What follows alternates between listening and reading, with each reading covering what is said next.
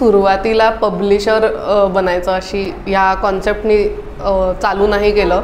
Main म्हणजे मला स्वतःला मुलगी झाल्यावरती आम्हाला घरी सगळ्यांना वाचनाची खूप आवड आहे.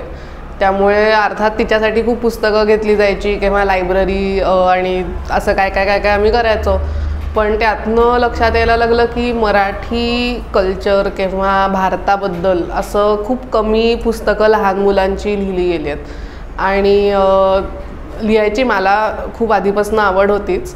तर मग त्यातनं एक मॅटर्निटी लिव्हवर होते तेव्हा असं सुचलं की काहीतरी लिहून बघू फक्त मुलीसाठी असं. आणि मग ते इलस्ट्रेट करून घेतलं एका इलस्ट्रेटरकडनं आणि सगळ्यांना खूप आवडलं ते.